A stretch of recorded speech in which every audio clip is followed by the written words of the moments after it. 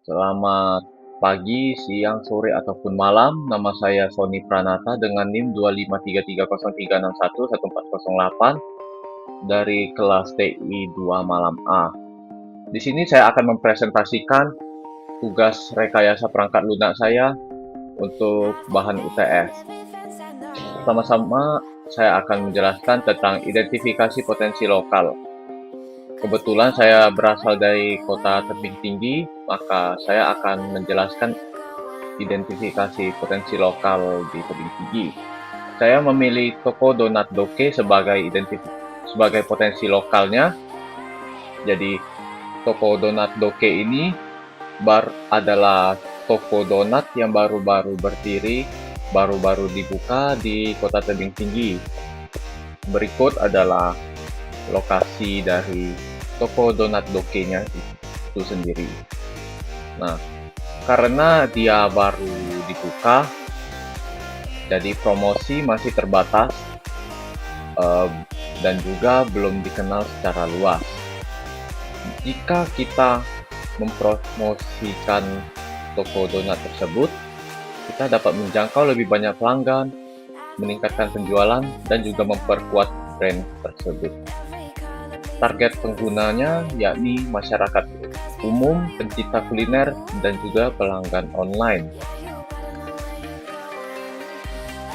Yang kedua, di sini saya membuat analisis kebutuhan sistem pada website toko donat Doke tersebut.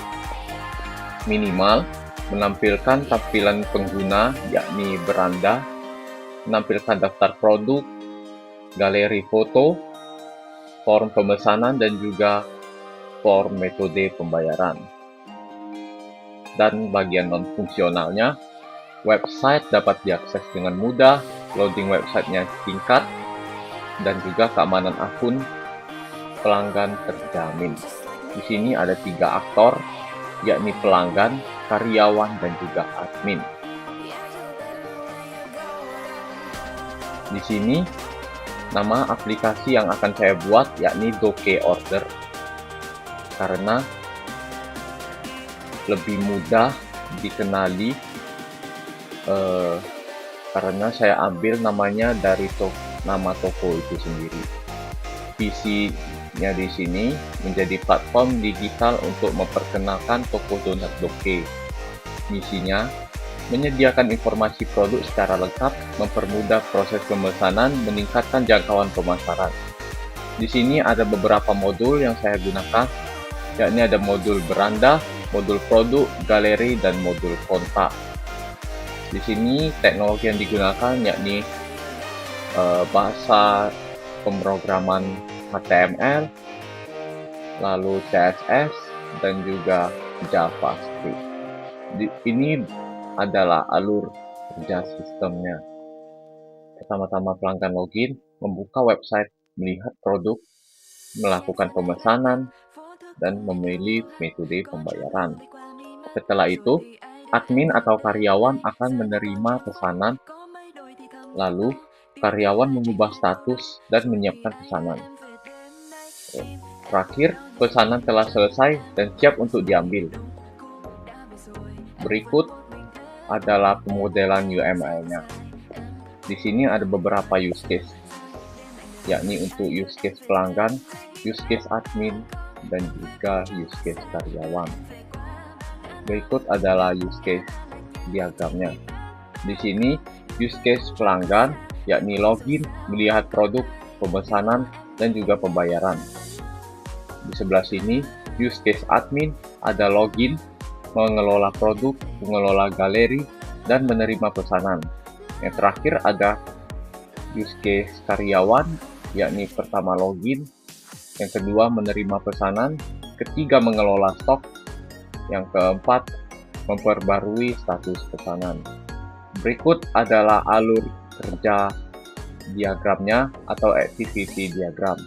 Pertama mulai, pengunjung akan membuka website. Jika pengunjung punya akun, maka dia bisa langsung login. Jika tidak, dia akan membuat akun tersebut.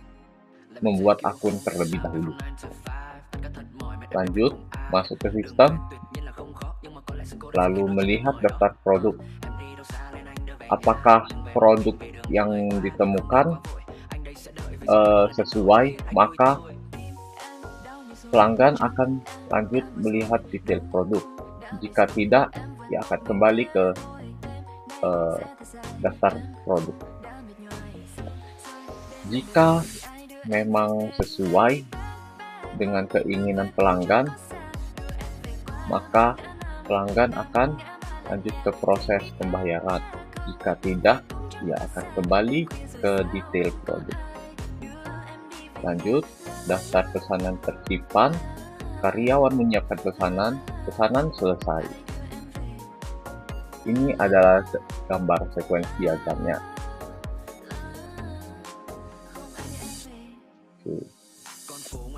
Kira-kira prosesnya hampir sama dengan alur kerja sistem diagram yang di sini ya. Cuma beda presentasinya saja. Di sini adalah gambar kelas diagramnya. Di sini maknanya ID berupa INT. Ini semua melambangkan tipe data baik berupa INT maupun string. Jadi ID berupa integer, yakni bilangan bulat. Nama berupa string, bisa berupa huruf maupun angka.